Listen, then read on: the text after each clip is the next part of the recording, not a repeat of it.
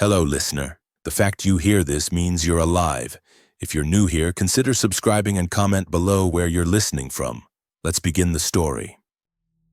My name's Daniel Hayes, and for most of my life, I kept other people's ski days running on time. I was the guy in the orange jacket, radio clipped to my shoulder, the one who checked clamps, monitored wind speeds, and fixed small problems before guests even knew they existed. When a gondola stopped, people called patrol. When a funitel stopped, they called me. Our line snaked from the valley lot to the upper ridge, twin cables stretching over dark trees and sheer rock. The cabins themselves were big glass boxes designed to hold 16 people in their gear, built to ride out storms and high winds. On normal days, my job was simple: keep the motors happy, the cables clean, and never forget that gravity was always waiting. The outbreak didn't start up here. It began in the city down the highway, then spread to the gas station, and finally to the village where guests rented booths and ordered drinks. We saw it on our phones long before it ever touched the snow. A fight in a supermarket, a man biting a paramedic, a shaky video of someone who should have stayed down but didn't. At first, the mountain felt like the last safe place. We had the advantage of height, distance, and cold, clear air. We told ourselves whatever horrors were unfolding in the valley would burn themselves out before ever reaching our lifts. Management's directive was simple: keep the line moving and avoid panic. So we kept loading cabins, kept scanning passes, and pretended the escalating static on the radio belonged to someone else's shift. 30 days later, I was still alive because I stopped pretending. I picked one stalled cabin and transformed it into something it was never meant to be: a place built to endure. This is how those first days began. The last normal morning on the mountain was a blur of activity: fresh snow, a crisp, clear sky, and the usual weekend crowd bustling about. From the upper station, I watched cabins slide in, people spilling out, their faces flushed from the cold. My post was the funitel control room tucked just off the unloading ramp: 2 windows, a console, 3 monitors, and a door that always stuck in the wind. I monitored speed, cable tension, and the numbers indicating the line's health. When any parameter twitched, I'd slow the system, call it in, and usually fix it between cabin cycles. Around 10, my phone buzzed with an unusual urgency. At first, I ignored it. Then the same unsettling clip came in from 3 different contacts: a shaky video, a grocery aisle, a woman on the floor, and a man on top of her as others struggled to pull him away. She bled across the tiles. He didn't stop. Radio traffic from the valley picked up, growing frantic. It sounded like a busy Saturday at first. Medical call at the base lodge. Guest passed out in line. Patrol sled requested on a blue run. Then a voice on Channel 3 cut through the static, tight with terror. These people aren't drunk, they're biting. And for the first time, nobody laughed. Management then broke in on the operations channel. Their orders: keep the lifts spinning, keep lines orderly. If guests asked, we were to say there'd been an incident in town, but police had it handled. No mention of closing, no talk about sending people home. From the upper station, the village in the valley looked small and impossibly far away. The roads were invisible from here. I stepped out onto the platform, feeling the air bite at my cheeks. The line hummed overhead. People stepped out of cabins, clicked into their skis, and pushed off with practiced ease. Inside, the console was telling a different story: more frequent stops at the base ramp, unusually longer load times, multiple manual overrides from the bottom operator. That meant people were hesitating or staff were struggling with the flow. The next cabin brought the valley's chaos directly to us. It came in slightly crooked. I hit slow and watched it grind heavily along the guide tires. The doors opened late. 4 riders stepped out. One clutched his arm tight against his jacket, blood already staining his glove. Another stared straight ahead, jaw clenched tight. Patrol met them halfway, hands on radios. I stepped out, catching snippets of the exchange. The patroller demanded to know what happened. The injured man, pale and breathless, stammered about a guy in the baseline who'd gone crazy. Wouldn't stop, didn't seem to feel anything, just kept biting. The patroller met my gaze for a quick second, then immediately called for another sled. 10 minutes later, the operations channel's tone shifted dramatically. The base station operator called up, voice thin and tight with barely suppressed panic. "Upper, we've got serious disorder at the bottom. The crowd's pressing the doors. Security can't hold them. We're stopping guest loading. Keep sending cabins empty if you can." I acknowledged and set the system to send empty cabins down. Guests still unloaded at the top, but no one was loading at the bottom. The line kept moving, cabins passing, an eerie procession of empty benches and fogged glass. The patrol channel got significantly worse. Someone shouted that the base lodge was lost, instructing us not to send guests down on the lift. Then his mic filled with a horrifying cacophony of noise, cut short by a strangled scream. No one gave a clear shutdown order. The grid did it for us instead. The first flicker hit the lights at 11:20. Just a blink, then another more prolonged. My monitors reset, then blazed back to life with a stack of critical alerts and angry red across the feed from the valley. The entire village below had lost power. I switched the line to emergency mode, ready to stop it at the next tower. When the main feed died and stayed dead, the system did exactly what it was built to do. It slammed the brakes. Every cabin on the line shuddered once and went still. The station went quiet. Outside, the cable stopped over the ridge. Radios lit up. "Base to upper, do you copy? Control to all units, confirm status." A few patrollers answered with loud, ragged breaths in their mics. One said he was stuck in a stairwell with guests. Another said he was locking himself in the first aid clinic. Nobody from the village answered. Nobody from the main office answered. Standing in that control room, looking at dead screens and hearing only half the voices I should have heard, I understood one thing. Nobody was going to restart this line from below. If I stayed in that building waiting for help, I would end up boxed in with a crowd and no way out. The cabins above the valley had one distinct advantage the stations didn't. They were high, they offered clear lines of sight, and each one had a single door you could lock. I grabbed my harness from the hook by the door, clipped on my radio, took a small tool bag, and stepped onto the platform.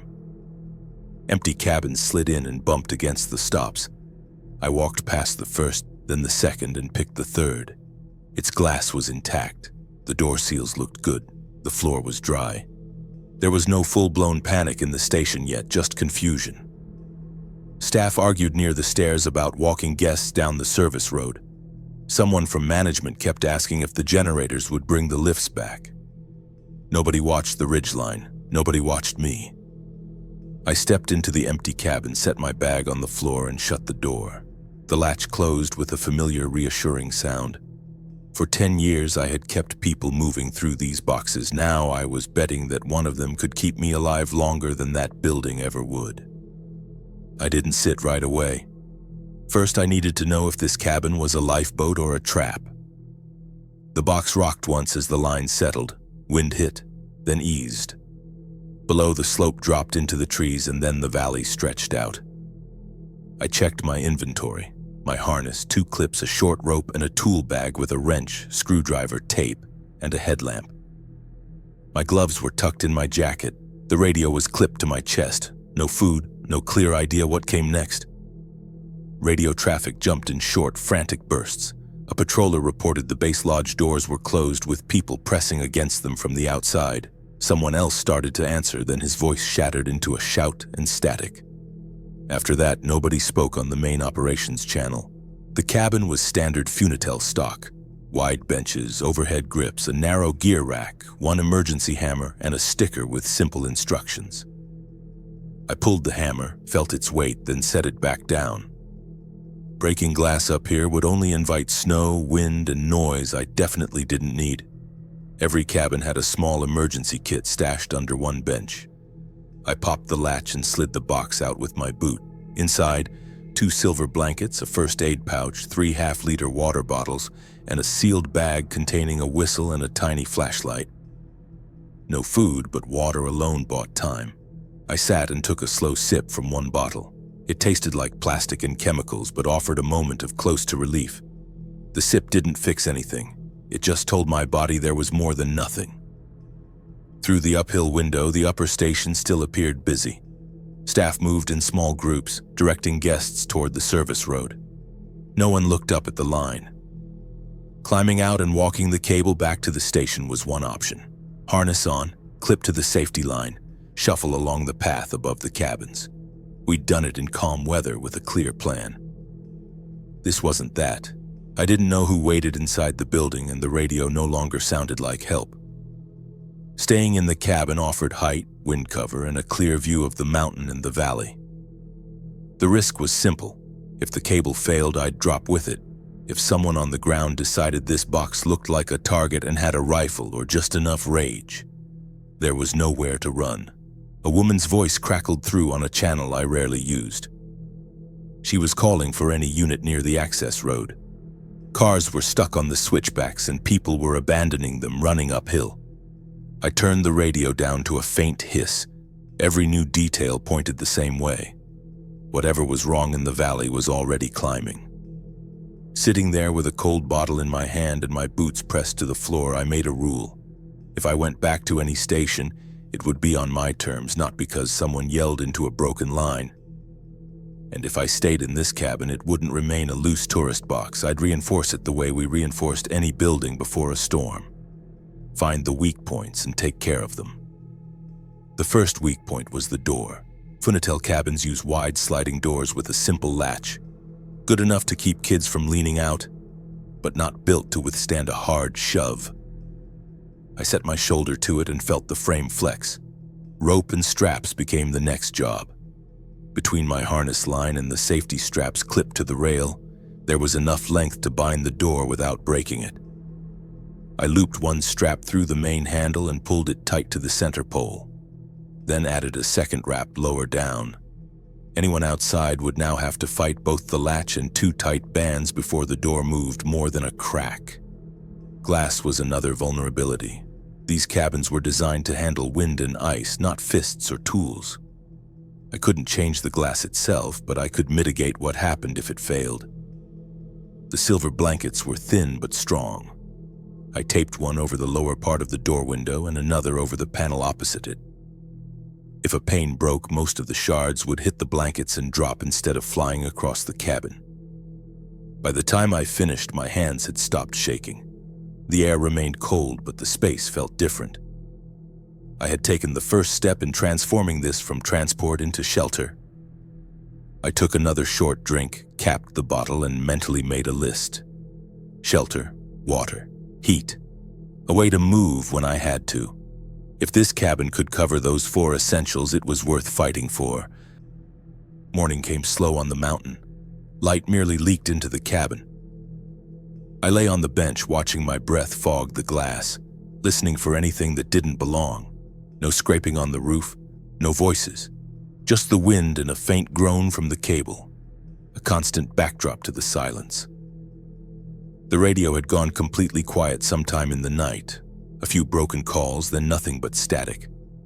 When I turned the volume up, all I got was hiss.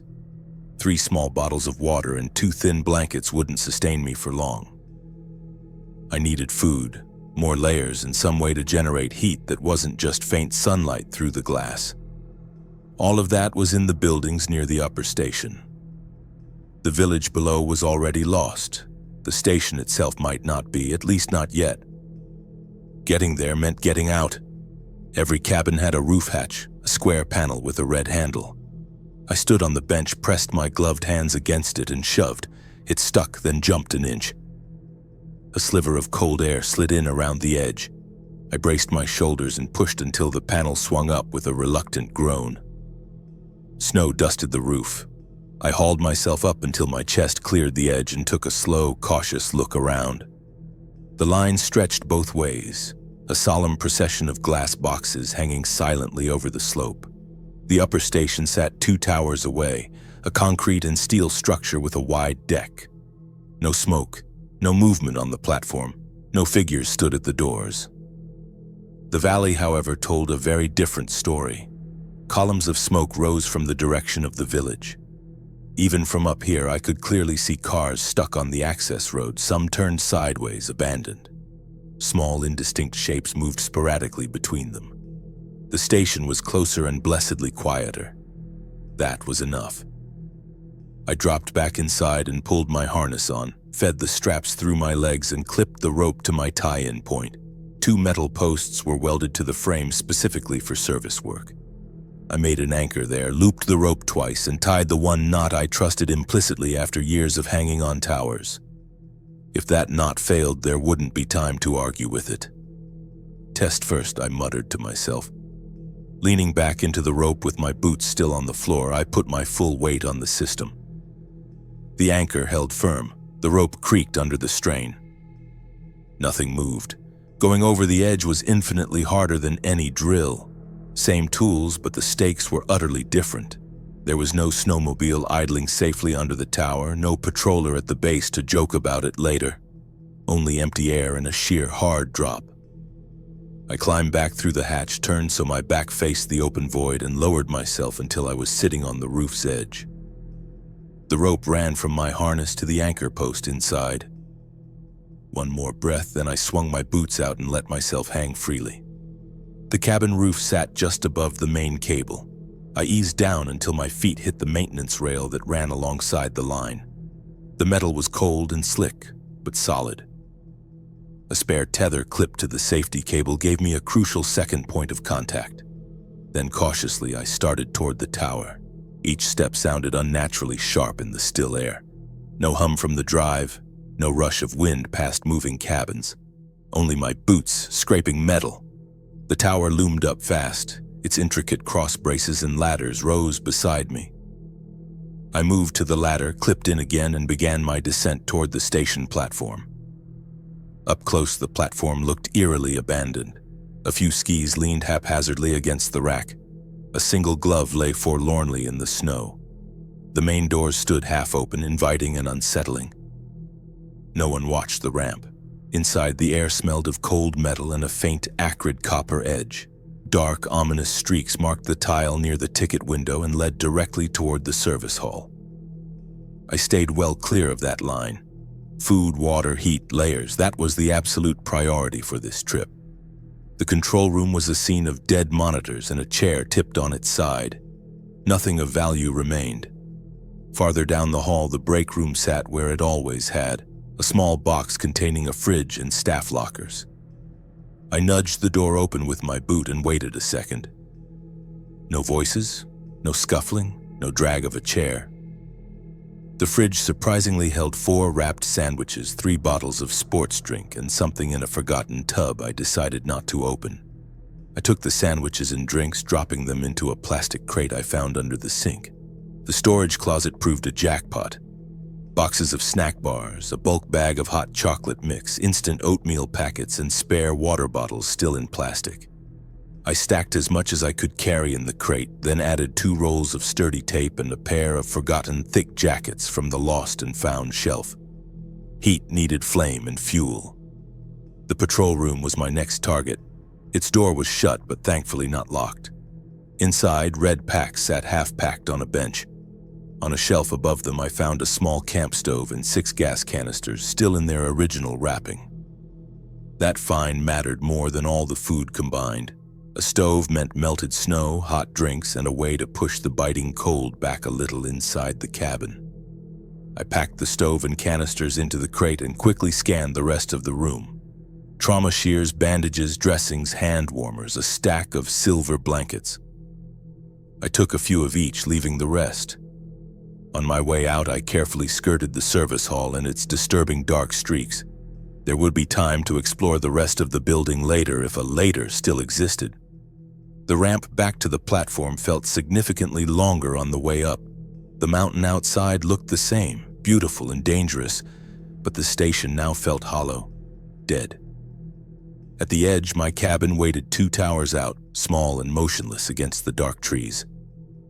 Getting back would be the exact same route in reverse.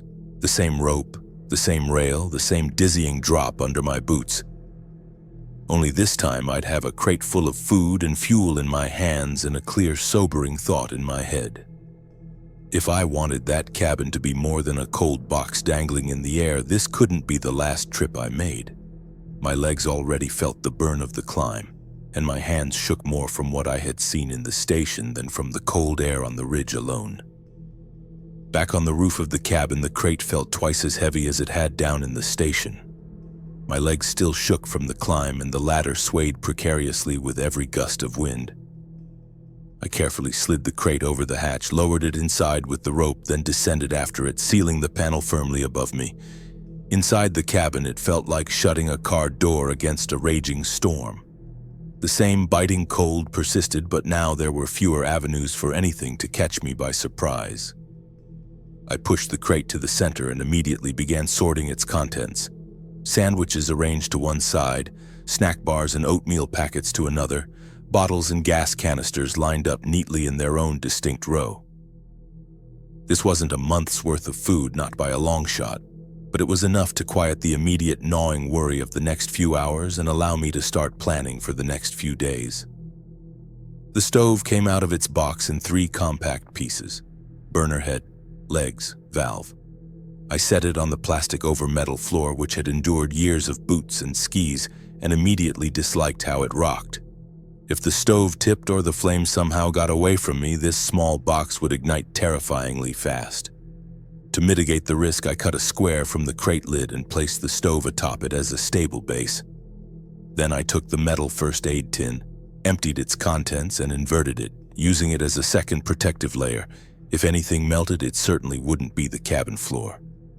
When I cracked the valve and clicked the lighter, the sudden hiss and flicker of blue flame felt both utterly wrong and undeniably right. Fire inside a gondola had never ever been part of the operational plan, but it was now the only viable way to keep this space remotely livable. I boiled half a bottle of water in a metal mug, stirred in hot chocolate powder, and watched the comforting plume of steam rise. After the first tentative sip, the ache in my fingers began to subside. After the second, my fragmented thoughts slowly realigned. Shelter, water, heat. A way to move when I absolutely had to. The same list, but now directly tied to something tangible and real. Water collection came next. I opened the hatch just enough to reach out with an empty bottle and scoop snow from the roof. Packed tight, it barely filled the bottom third. Once melted on the stove, it yielded only a few slow, precious swallows. I persisted, trading the discomfort of freezing fingers for the quiet comfort of steadily filling bottles on the floor. Soon 6 bottles sat in a neat row by the wall. 3 were from the station's emergency kit. 3 were freshly melted snow. Each one, if I maintained strict rationing, could sustain me for almost a day. Small measured sips on a rigid schedule. No long, satisfying gulps unless I was expending significant energy. Despite my efforts, the cabin still largely felt like what it had originally been built to be, a glass box designed for tourists to snap pictures on their way to the ridge. If I truly wanted it to hold when the weather inevitably turned worse, or when desperate, scared people potentially reached this height, I had to fundamentally treat it as a true shelter, not merely a temporary ride. First, I meticulously claimed and organized the space. Food supplies went along the uphill wall, with the heaviest bottles positioned at the bottom to prevent any sliding. Tools and rope were placed strategically by the door, where I could grab them instinctively without having to look. The stove and its canisters remained in their designated corner alongside the metal base and my mug. Blankets and the extra jackets transformed into a single compact nest by the bench opposite the door. Next, I focused on insulation. Cold glass rapidly leached away any precious heat. I securely taped one silver blanket across the door window and another across the wide panel that faced the brunt of the wind. I sacrificed some of my view, but in return gained crucial warmth. Enough clear glass remained strategically uncovered to allow me to monitor the slope and the station. The jackets I'd found in Lost and Found became a makeshift inner wall. I looped their sleeves around the central support pole and the overhead grips, then taped and knotted them tightly so they hung like thick, heavy curtains. 2 old hoodies were then stuffed into any remaining gaps near the floor, sealing off the last of the persistent drafts. Standing in the cramped middle of the cabin, I could distinctly feel the difference. The worst of the icy drafts had receded. When the wind now struck the cabin, the sound remained a constant presence, but its biting chill no longer penetrated with the same intensity. The door was my next concern. I had already strapped it, but I knew from experience that straps could eventually slip. I pulled them even tighter and added one more robust wrap from the center pole, securing it down to the base of the handle. I then wedged my boot firmly against the frame and attempted to force the door open. It moved only a fraction of an inch, then stopped dead. Secure. Noise was the final problem I could address from within. The cabin's metal and plastic construction amplified every drop tool into a sharp, jarring clank. I laid strips of tape on the floor where I anticipated setting things down when tired. Near the stove, by the hatch, near the bench where I slept. I even taped a jacket cuff under the main door latch so that when it inevitably bounced in the wind, it would strike fabric, not metal. By the time I finished, the cabin felt crowded, yet surprisingly simple to navigate. Food occupied one lane, water another, heat confined to a corner, tools and rope at the ready by the door, and my blankets forming a comforting nest. I could now reach anything I needed without a moment's thought. I shut the stove off and waited for the generated warmth to slowly dissipate. As the cold crept back in, it did so with a noticeable welcome slowness. From the uphill window, the upper station remained desolate. Smoke continued to drift from the valley below. My cabin was just one box among many, yet now it was undeniably more than just a box. I had reinforced it with tape, jackets, and rope instead of steel and bolts, and for the very first time since the line had abruptly halted, it truly felt like something built to hold for me. The first 2 days blurred together in the cabin, an endless loop of light, cold, short, restless sleep punctuated by the same 4 words echoing in my head every time I woke. Stay small, stay quiet. The gondola held its own. The straps on the door remained taut. The stove worked in controlled short bursts. I rationed myself to half a sandwich, forcing my hunger to back down. From the window, I kept a vigilant watch on the upper station and the ridge. No one ever returned. The smoke in the valley below spread wider, a persistent, grim stain. At night, distant headlights crawled agonizingly slow up the access road, only to vanish into darkness. By the third morning, hunger gnawed harder than fear. I still had provisions if I stretched them thin, but the mental list of necessities kept growing. More rope, better gloves, extra layers, a radio capable of reaching beyond this silent line. Staying put wouldn't magically refill bottles or crates. Every hour I lingered here only made the next inevitable trip more perilous. The longer the building sat empty, the more time any unknown trouble had to settle in and claim them. That station door was going to open for someone eventually. It might as well be me, while I still had the ability to move. I chose late morning, waiting for the sun to hit the cabins and take the raw edge off the cold. One small cup of hot chocolate provided a meager warmth. Harness on, rope checked twice. I opened the hatch, took one last assessing look at the meticulously organized layout inside, and climbed onto the roof. The route to the tower was the same as before. Roof, rail, ladder, platform. My hands moved with a newfound desperate efficiency this time. When I reached the top, I closed the hatch behind me and paused, listening intently. Wind whistled through the vents. No human voices, only silence. Inside, the station felt even more desolate, more unsettling than before. The dark streaks on the tile near the ticket counter had dried to a repulsive brown. A discarded jacket lay in the hallway, one sleeve savagely torn off. I kept my radio volume low and my steps light, moving directly to what mattered most. The storage cage by the loading ramp still contained enough supplies to justify the risk. I grabbed a longer coil of rope, a few extra clips, some hand warmers, and a roll of plastic sheeting. Then, I filled an empty pack with the last of the snack bars and nuts I could find. A soft metallic clatter echoed from the hallway by the staff stairs. Something light hit the tile and rolled, its sound fading until it came to a stop. I swiftly set the loaded pack behind a bench and picked up a small fire extinguisher from the wall, gripping it like a weapon. Another sound followed. A distinct shoe sliding, then a short, weary curse uttered in a tired voice. I moved cautiously to the corner, leaning just far enough to peer around. A woman in a red patrol jacket was laboring up the stairs, one hand on the rail, the other gripping a small practical axe. She walked slowly, her eyes meticulously checking each doorway before she passed it. When she caught sight of me, she froze, lifting the axe halfway, then lowered it as recognition dawned on her face.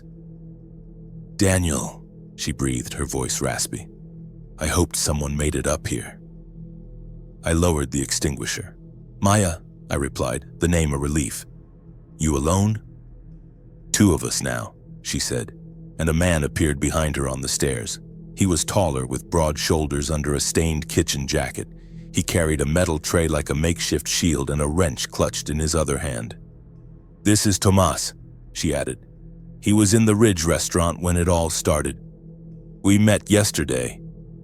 He gave a short, curt nod, his eyes flicking from my harness to the pack by the bench. "You staying in this place?" he asked, his voice low and cautious. "Or did you find something better?" "This place is a funnel," I stated plainly.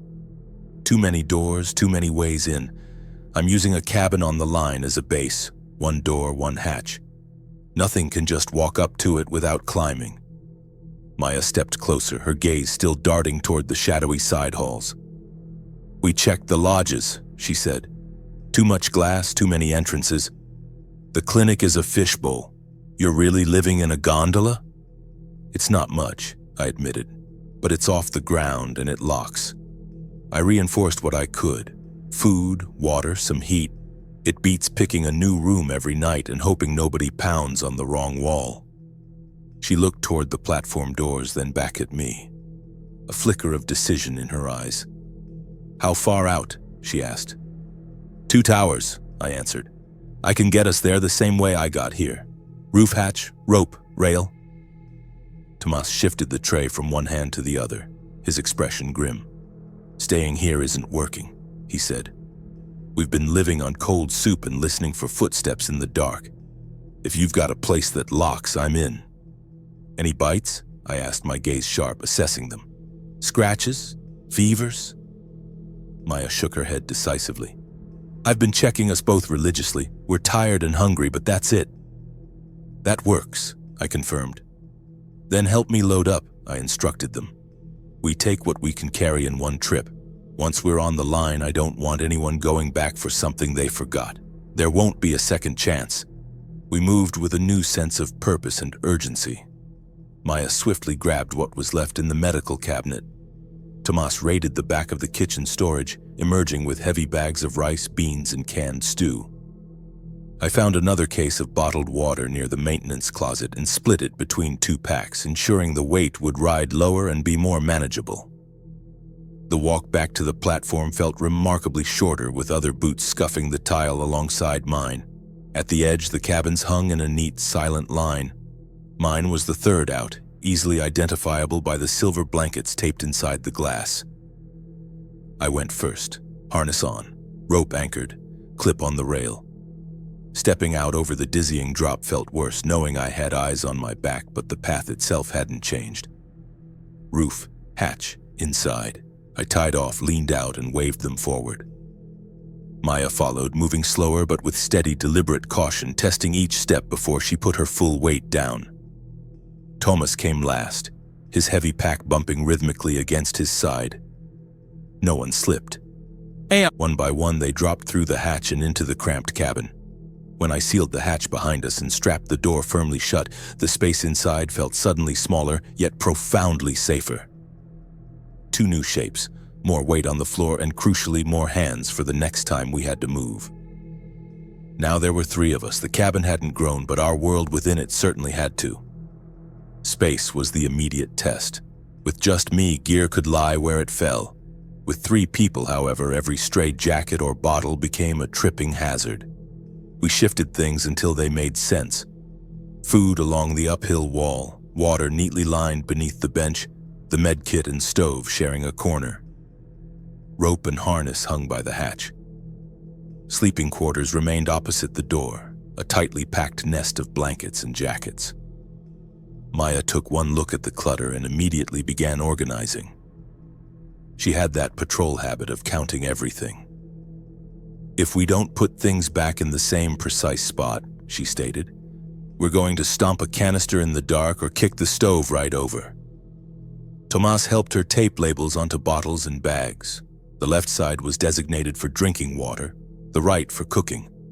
One bag for open food, another for sealed. In a box this small, simple rules mattered more than pride.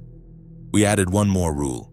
Whoever used something would put it back in its exact spot and audibly state what they had just used. Nights were colder with 3 bodies, not warmer. The air inside held little heat, and now we had more mouths and less space. We pulled the nest tighter and lay shoulder to shoulder, feet pointing toward the door. Our boots always within reach. The stove ran in short, precious bursts, 10 minutes in the morning and 10 at night. Enough to melt snow, warm a mug, and take the edge off the cold. Maya handled rationing. She counted everything, wrote it on a piece of cardboard, and stuck it by the window. Each day she made a precise mark for what we opened and what we finished. "If we eat like resort guests," she explained, "this will last about 2 weeks. But if we eat like people who intend to be here next month, we can stretch it closer to 3. 3 weeks buys us time," I affirmed.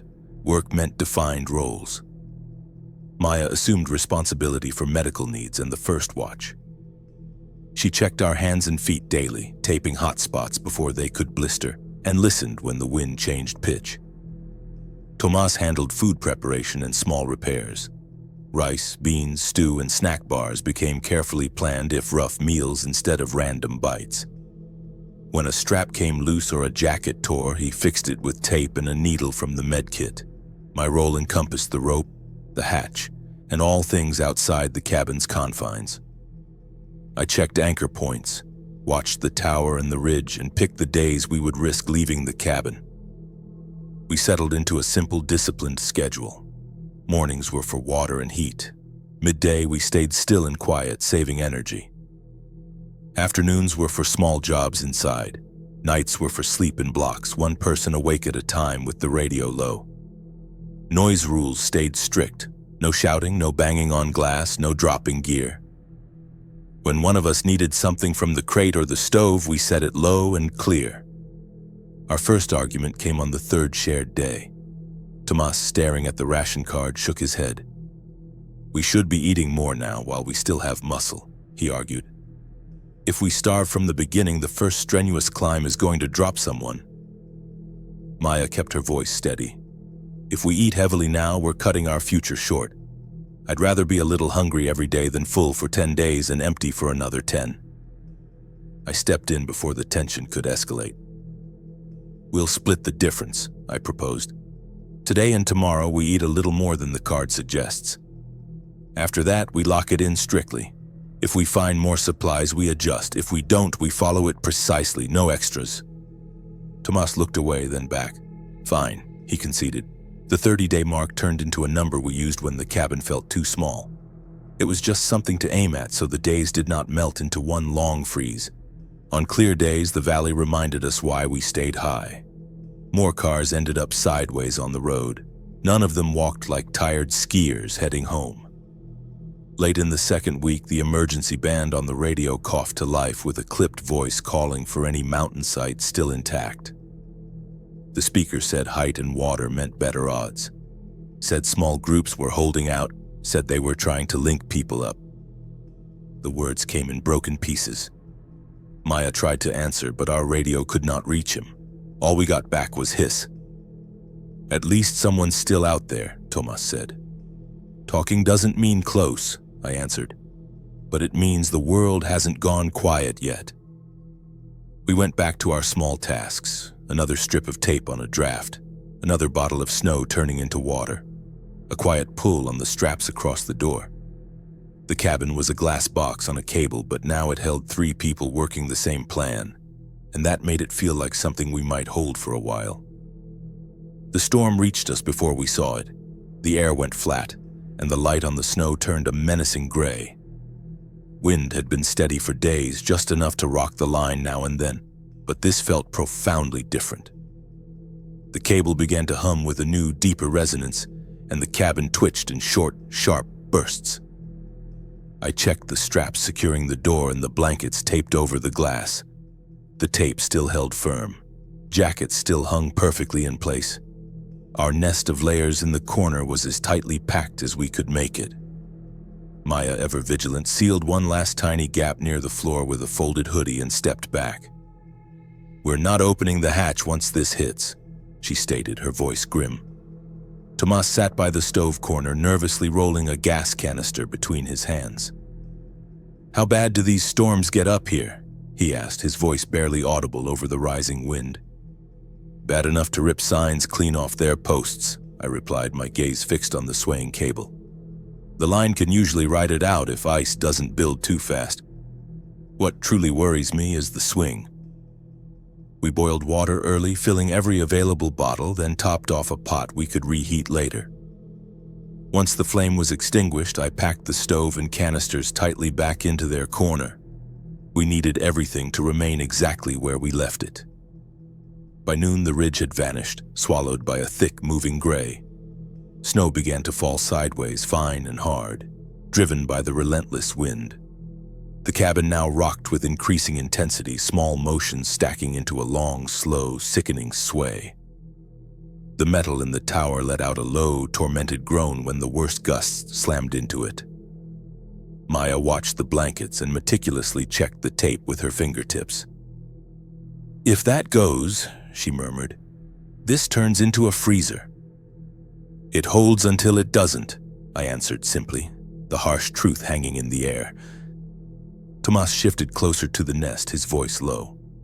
"If the cable snaps," he asked, "do we drop straight down or swing first?" "We don't think about that," Maya interjected sharply. "We think about it once," I corrected, my eyes meeting Tomás's. "If it snaps, we drop and it's over. Either way, we plan for what we can change, not what's beyond our control." The noise outside built in terrifying layers, the howling wind, the incessant drumming of snow on glass, the screaming metal. Inside, every creak and groan of the cabin sounded unnaturally loud. The straps at the door shifted with each sway. I checked them repeatedly until my fingers ached from the pressure. We moved as little as possible. Too much shifting weight would only amplify the sickening swing. We sat low, our backs pressed against the wall, boots braced firmly against the floor. Late in the afternoon, something massive hit the tower, hard enough to make the whole line lurch violently. The cabin swung left, then sharply right, sending our stomachs lurching in the opposite direction. A bottle tipped and rolled into the blankets. Thankfully, the jackets I'd hung on the wall held fast. Tomás swore under his breath, a guttural sound of fear. Maya grabbed his arm and squeezed once, her eyes focused. "Breathe," she commanded softly. "Count it out." I stared intently at the center pole, focusing on its stability until the wild motion slowly subsided. The cable settled into a slower, more predictable sway. Whatever had struck the tower did not hit it again. "Did we see anything?" Tomás finally managed to ask. "Not until this calms down," I replied, my voice steady despite the adrenaline. We waited. The storm grew thick enough to completely erase the valley from view. Even the tower beside us faded, becoming nothing more than a darker, indistinct shape in the swirling gray. We tracked time solely by stove runs and watch changes, not by any discernible light outside. That night, the cold pushed in with a vengeance. The blankets did their job admirably, but glass is still glass. We burned a little more gas than usual, just enough to keep our hands from numbing completely. Frost began to form in the corners where metal met frame. In the middle of Maya's watch, a new, unsettling sound slithered beneath the storm's fury. A faint tap, then another, then a distinct scrape from directly below us. She nudged my boot with her foot, her eyes wide, pointing silently at the floor. "Something's on the slope," she whispered, her voice tight with tension. "Close." We killed the stove instantly and sat absolutely still. Between the lulls of the wind, we heard it again. The unmistakable sound of a body pushing through deep snow. A head or a hand bumping against the support structure directly beneath our line. "They followed the lift line," Tomás breathed, his voice barely a murmur. Or they were already moving uphill and hit this by chance, I countered, though the thought offered little comfort. We couldn't see them through the blizzard. That at least worked in our favor. They couldn't see us either, not clearly, not through the taped blankets and the furiously blowing snow.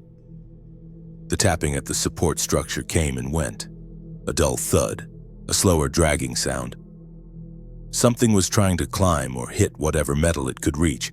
Each impact sent a small, jarring jolt up the frame into the cabin. The door straps held. The blankets did not shift. The sound remained steadfastly below us. "We did this part right," Maya said quietly, a sliver of grim satisfaction in her tone. "If we had left that glass bare, they would see shadows every time we moved." "That's why we reinforced it," I reiterated. After a tense period, the hits came less often. Perhaps whatever was down there lost interest. Perhaps the cold slowed them, or maybe the sheer force of the storm pushed them off balance and into the trees. We didn't go to check. We stayed exactly where we were and let the wind continue to cover our presence. By morning, the worst of the storm had finally moved on. The thick gray began to thin.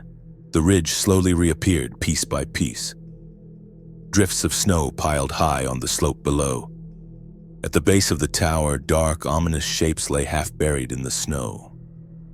Some wore bright, colorful ski jackets. Others wore street clothes that profoundly did not belong this high up the mountain. Tomás stared through a clear strip near the edge of the window, his face pale. "They really walked all the way up here," he said, his voice flat with disbelief. "Some were already on the hill when this started," Maya countered, her voice somber. "Some climbed. They don't feel cold the way we do." I checked the door, the straps, and the hatch. Everything we had built still held. The cabin had swung and shuddered violently, but it had stayed suspended in the air. Our diligent work hadn't stopped the storm. It had merely kept our box on the cable long enough for the wind to pass. Days after the storm blurred into a hazy continuum. The valley remained buried in cloud most mornings, then cleared just enough to reveal lingering smoke and countless stalled cars. Up here, the wind would ease, only to return in short, fierce fits. Our meticulous routine kept us from drifting into despair. Maya checked our hands, feet, and faces each morning, watching for pale spots and slow speech, subtle indicators of worsening cold or fatigue. Tomás managed our food and fuel, meticulously counting cans and gas canisters. I, in turn, checked the straps, knots, and every inch of metal. If anything shifted, I wanted to discover it on a quiet day. Not when the line began to bounce erratically. Supplies steadily shrank. We felt the absence of every missing can and every empty bottle we stacked by the door. The ration card on the wall accumulated more marks each passing day. Weeks of eating like we were on a forced long march had taken a visible toll, stripping weight from all of us. Jackets hung looser. Boots had to be buckled tighter to compensate. "You're cutting it too close," Tomás grumbled one evening, scrutinizing the dwindling numbers. "We can't keep eating like mice forever." "And we can't eat like we're back in the lodge either," Maya countered, her voice firm. "If we hit rock bottom with nothing cached, that's it. Game over." "We're still talking about the same core problem," I interjected, stepping between them. "We need more food and we need more fuel. The only way to get either is to leave this cabin again." They both looked through the clear strip in the window. The station had remained eerily empty since the day we'd brought them up. No new lights had appeared. No steady movement indicated habitation. Just the occasional figure on the distant ridge, usually too jerky and unnerving to be anyone we'd ever want to encounter. "That kitchen still has dry goods in the back," Tomás stated, a flicker of hope in his eyes. "I left sacks I couldn't carry last time." Maya shook her head slowly. "We got incredibly lucky last time. We walked through on the right day during the right 10 minutes. If something has settled in there since then, we're going to feel it in those tight, confined halls." "The longer we wait," I pressed, "the more chances we give something to move in, to claim that space. 2 days from now, they might be sleeping against the very doors we need to access." The cabin, small as it was, became filled with a heavy, palpable silence. "We go once more," Tomás finally conceded, his resolve hardening. One trip. We clear what we can carry from the kitchen and any closets we can see from the doorway. Nothing more. Maya nodded, her expression resolute. And if we hear anything we don't like, anything at all, we drop whatever we're holding and come straight back. No hero runs. This isn't about glory. I set the precise terms for the expedition. It would be on the next clear morning, in full light, no stove before we left to conserve our remaining fuel. Harnesses on all three of us, but critically only 2 on the ground at a time. One person would always remain in the cabin, ready on the rope, maintaining a vigilant watch over the platform. Tomás frowned, skepticism etched on his face.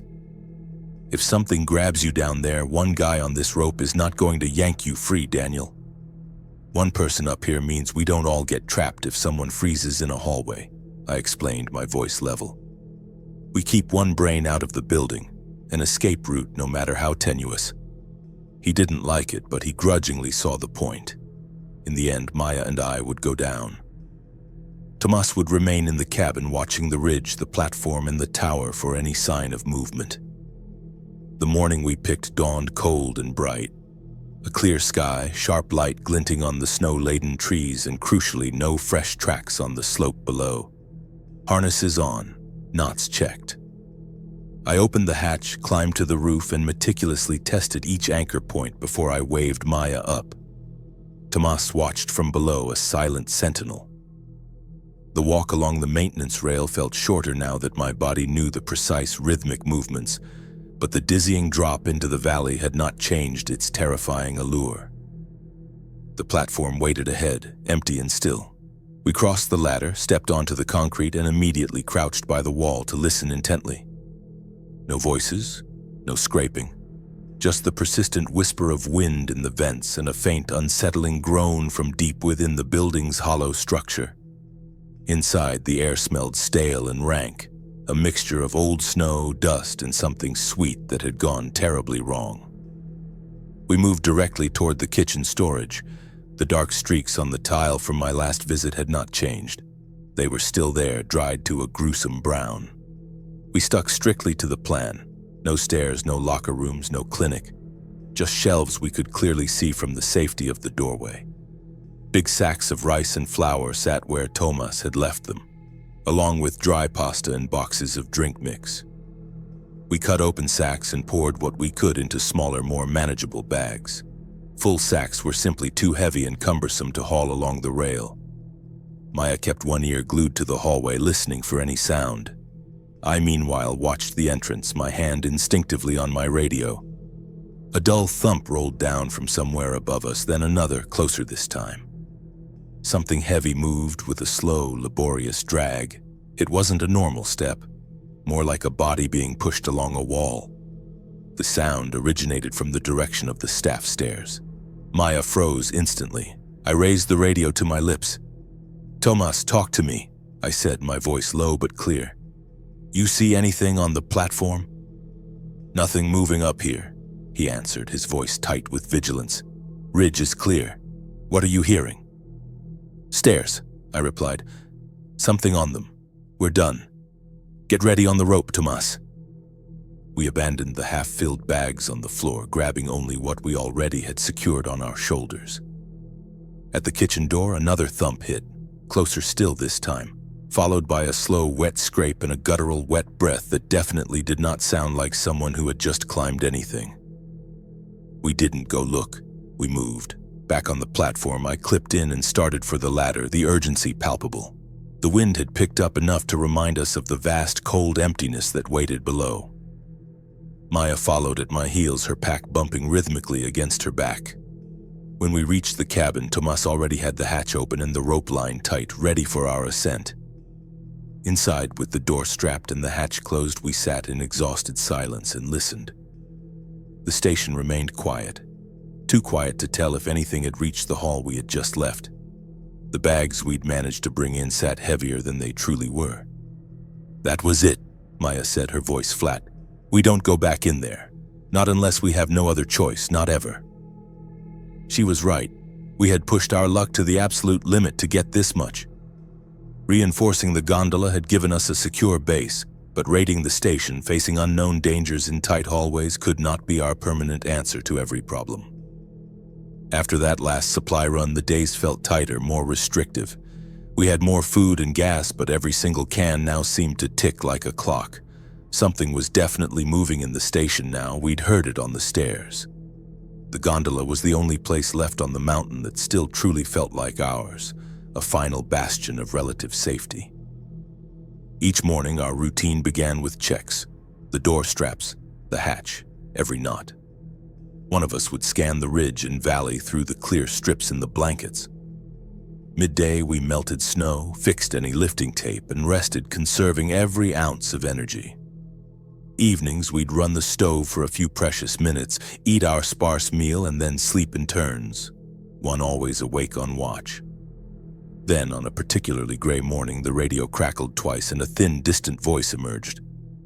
"Mountain sites, acknowledge if you can hear this.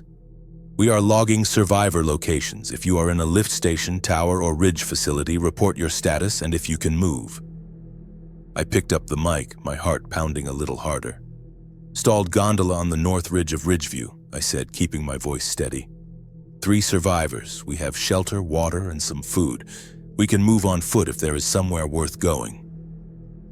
"Copy North Ridge Gondola," the voice responded, clearer now. "This is Dam Relay at an inland hydro site.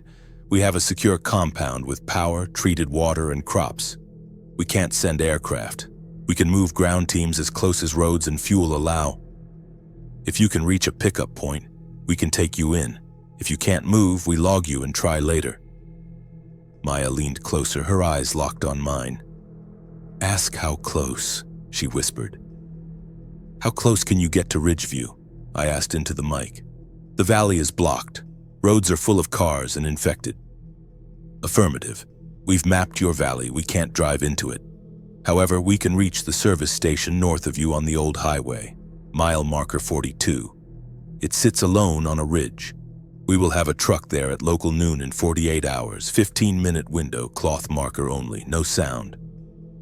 "Can you reach that station on foot?" I saw the place in my mind. 2 gas pumps, a small shop, a corrugated metal roof. I'd stood there with coffee on countless early shifts. From our current position, it meant climbing down from the line, skirting the treacherous valley, and then navigating up the old back road. Tomás rubbed his face, a gesture of deep weariness. "If we stay here," he asked, his voice raw, "how long do we really have? 2 weeks? 3 if we're lucky?" "If nothing breaks," Maya added, her gaze on the dwindling supplies. "After that, we're just watching the shelves go completely empty." "If we go," I stated, weighing the options, "we walk directly into whatever is still moving down there. We leave a box, we understand, for a truck we might not even see." "Groups like yours tend to last longer than most," the speaker from Dam Relay interjected, almost as if he'd been listening to our internal debate. "High ground buys time, not absolute safety. Your best odds come from moving while you can still walk, not when you're starving." He was articulating what I already knew, a truth we'd all pushed to the back of our minds. We had reinforced this gondola and turned it into a shelter. It was never going to be more than that, a temporary refuge. "We need 10 minutes to decide," I said into the radio. "Understood. We will monitor this channel on the hour. Dam Relay out." I set the radio down gently. The cabin suddenly felt incredibly small, claustrophobic. 3 people, 3 packs, 1 cable, 1 chance. "We say yes or no now," Maya declared, cutting through the tension. "If we stay," Tomás said, his voice flat, "we know the ending. Slow and cold in this box." "If we go," I countered, "we bet everything on 1 walk, 1 unknown journey." "I'm not dying in a gondola," Maya stated, her resolve unwavering. "We reinforced this place, and it did exactly what we needed it to do. It kept us alive long enough to hear that call. I want to at least try for something better, something real." Tomás nodded slowly, a grim acceptance settling over him. "If that station's empty, fine. I'd rather know than sit up here guessing what might have been." "That's 3 yeses," I confirmed. "A decision made, a new path set." I picked up the radio once more. "Damn relay. This is the Ridgeview Gondola group," I said. 3 survivors on foot. We can reach the service station in 48 hours if we travel light and leave at first light tomorrow. Confirm your window. Copy 3 on foot. We will send a truck to that station for your local noon in 2 days. If we are early or late, we will remain nearby as fuel allows. Stay out of sight. Use cloth or panels only. Do not use sound. Good luck up there. We packed today, I said to Maya and Tomás. Tomorrow we climb down. This cabin kept us alive for 30 days because we reinforced it and treated it like it truly mattered. Now we leave it ready for whoever finds it, or for nobody. Either way, it did its job. We spent the rest of that day getting ready. More than just packing, we chose what to strip from our makeshift home and what to leave behind. The gondola had been our survival for a month because we reinforced it, treated it as a true shelter. Maya copied the ration card onto cardboard, adding simple rules. Boil snow, run stove short, keep door strapped, stay off glass at night. She taped it by the hatch for anyone climbing in. Tomás double-checked every strap and knot, then doubled the door binding with fresh rope. "If someone reaches this box after us," he said, "I want them to fight the door, not fall through it." I walked the inside one last time. Blankets stayed on glass, jackets tied to rails. 2 spare foil sheets were rolled and taped above the bench. Water jugs lined the wall. We took some, left the rest as buffer. Each of us kept 1 pack. Food for days, 2 water bottles, a small stove, 1 canister, bandages, spare socks, a knife, an extra layer. If it didn't help us walk, drink, or stop bleeding, it stayed. Our tools were simple: a hatchet, a wrench, a steel bar. As the sun dropped, we sat in the nest one last time, surveying our transformed cabin. The taped windows, the strapped door, the padded latch, the stove corner. "We did good work here," Maya said. "It's just tape and jackets," Tomás replied. "It was enough," I answered. This was a funitel cabin when we stepped in. We reinforced it until it became a shelter. That's what got us to day 30. Sleep came slow, morning fast. The valley lay under thin cloud when we opened the hatch. The ridge was clear. We ate a small meal, shut off the radio, and gave the cabin a final check. Door strapped, hatch shut but not jammed, stove cold. I climbed to the roof, clipped in, and tested the rope. Maya joined me. Tomás remained at the hatch until we were both on the tower ladder. He waved. "See you down there," he said. The climb to the ground was slow. Rungs vanished into a drift at the base. We dropped the last few feet and sank to our knees. For the first time in weeks, the gondola sat above us instead of under our feet. Tomás followed, then looked up. From this vantage, it was just 1 more box on the line, blankets behind the glass, straps hidden by distance. "No one looking at that will know what's inside," he said. "That's the point," I said. "It looks like every other cabin until someone needs it." We moved off the slope into the trees, keeping the lift line left as a guide. The plan was simple: avoid the village bowl, cut across the service road higher up, and drop toward the old highway where the station sat. By late morning on the 2nd day, the service station's pumps showed through the trees, small and square on its ridge. We stopped at the tree line. I checked my watch. A few minutes to noon. Maya pulled a bright jacket from her pack and tied it to a broken post near the lot, low enough for a driver to see. We then backed into the tree cover and waited. The highway lay empty. Then an engine sound rolled up the hill, steady. A truck came into view, dull paint, mesh-covered grille. It stopped by the pumps and idled. A figure stepped out, scanned the trees, and raised a hand. "Damn relay," a voice called, just loud enough. "If this is the Ridgeview group, now's your moment." Maya glanced at me. Tomás tightened his grip on the bar. "We reinforced a gondola and survived 30 days, I said. "We can handle the walk." We left the trees together and stepped toward the truck.